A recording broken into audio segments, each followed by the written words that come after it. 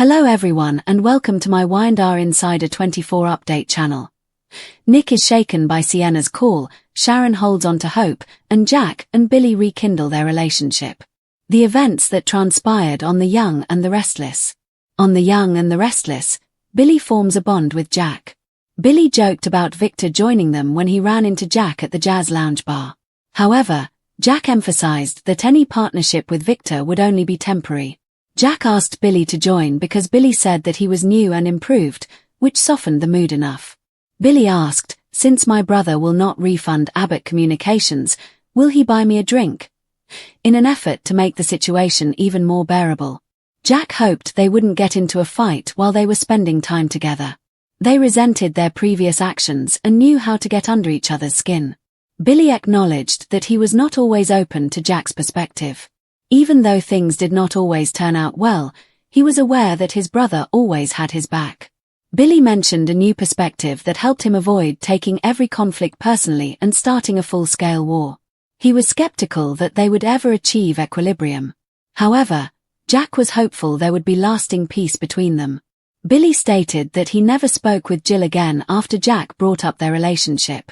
They agreed that Jill wasn't a fool, but Billy thought she was more concerned with Kane than he was. That, in his opinion, would never change. Jack inquired about Billy's personal relationship with Kane because he frequently hesitated. Jack recalled hearing Billy say that he intended to keep Kane at a distance. When it came to matters pertaining to his fake brother, Billy frequently switched sides.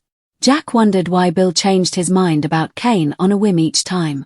Billy, on the other hand, claimed that Kane had exploited him and that his focus was always on regaining Chancellor. Billy wondered if it might not have been possible to bring Chancellor back. He said to his brother that he wouldn't go down that rabbit hole again. "I give most of that to Sally," he said, giving credit to Sally. "She was the one who assisted me in recognizing what is significant. No gold ring in the world is worth the risk of losing her, so it stands to reason that." Jack got the impression that Billy meant what he said this time and was being truthful. Billy vowed his actions would match his words so people could actually believe him this time. Billy stopped Jack in his tracks as he tried to make a toast. Billy inquired whether Jack had reached out to Jill for more than just the purpose of preventing Kane's attacks, in other words, to check on him. Billy was reassured by Jack, who testified that he wanted Jill to see Kane as he was. Despite the fact that Jack eventually admitted that a portion of it was to resolve Billy and Jill's conflicts. Billy believed that Jill wanted him to succeed despite his belief that he and his mother would never reunite. Billy broke the good news to Jack, who was left wondering where Billy went from there. Jack was surprised that someone had enough money to find an investor for Abbott Communications. Billy assured Sally that Victor and Kane were not the secret investors, and Sally had faith in the individual. Despite this, Jack was still hurting from being kicked out of Abbott Communications. When he was removed from Billy's side, it hurt because he was the last person who believed in him. Billy wished he could go back in time and reunite Jack with his family. Billy, on the other hand, aspired to achieve personal success in business. The detective maintained his belief that Noah's accident was premeditated once he returned to Los Angeles. He didn't have much more information at this point, but Nick and Sharon asked for clarification. Noah was run off the road and left for dead, according to a witness. It could have been days before Noah was located if no one came forward.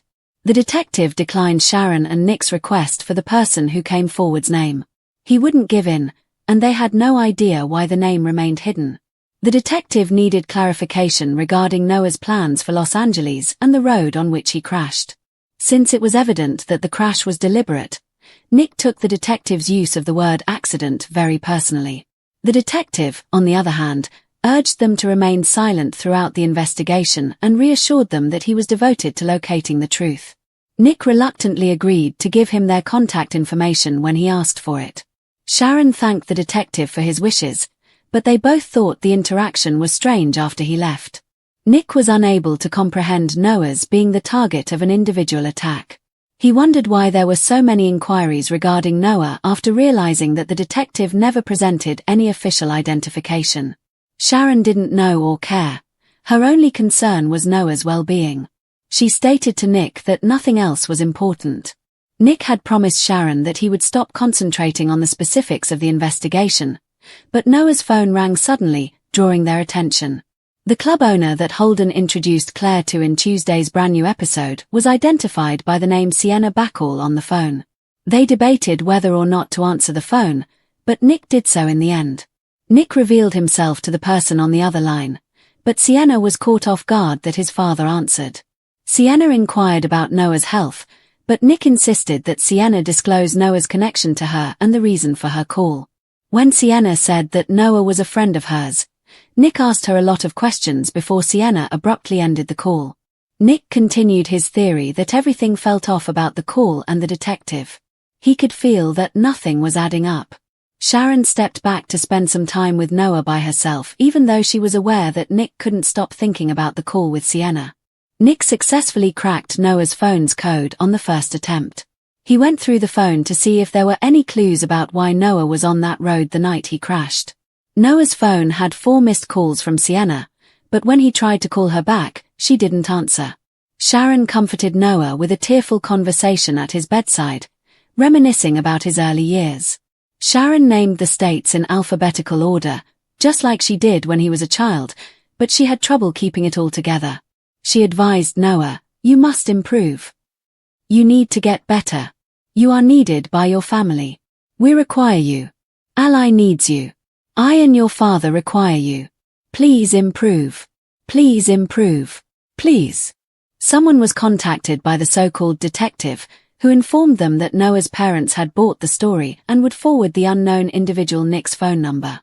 In Chancellor Park, Audra and Nate came face to face and exchanged awkward greetings. Nate starting his run much earlier than she had anticipated surprised her. Victoria showed up and offered her apologies for being late before she could continue her inquiry. Nate reassured Victoria that any interaction with Audra was merely coincidental, and she hoped she didn't disrupt anything. Victoria informed Nate of the most recent information on Noah's condition after Nate inquired as to why Victoria wasn't dressed for their scheduled run. Noah's ex-girlfriend Audra requested additional details, but Victoria desired to speak with Nate privately. Audra opposed her dismissal until she was informed of her former lover's outlook. She asked to be kept informed and reminded them of her previous relationship with Noah. Audra was informed that Victoria did not have any information for her because she would not budge. However, Audra barked that she would not, despite Victoria's assurance that she would pass on Audra's wishes for Noah and his family. He did not object when Audra informed Nate that she intended to meet Amy for coffee to maintain their previous connection. Victoria and Nate thought back to their own civilized breakup after Audra left. He inquired about the actual status of Noah.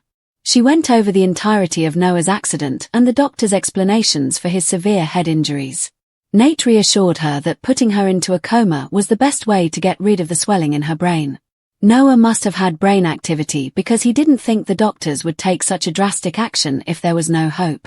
To cheer Victoria up, Nate gave her a pep talk and told her that she had a right to feel what she felt even if she didn't have to face it.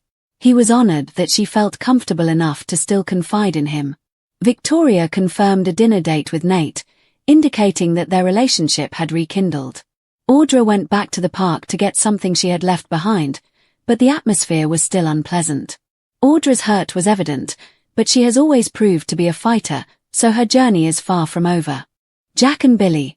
The beginning of a brotherly union at the Jazz Lounge, Billy Abbott and Jack Abbott shared an unexpected moment of peace. The episode began on a sad note. For the first time, there was no shouting or defensive posture. Instead, two brothers were attempting to rediscover what had once bound them together. The joke Billy made about Victor joining them cheered up the mood, but Jack quickly made it clear that any collaboration with Victor Newman was not fraternal but only strategic. While Billy's playful but remorseful tone suggested genuine growth, this was Jack at his most commanding and guarded. It was more than just Billy admitting that he was new and improved. He has been torn between retribution and rebellion for years, but this time, his words were delivered with quiet conviction. His joke about Jack buying him a drink because he wouldn't refund Abbott Communications felt more like a plea for reconciliation than an insult. Jack decided to take a leap of faith and invited his brother to join because he was aware of his brother's sincerity. The brothers' conversation developed into a delicate dance of guilt and grace.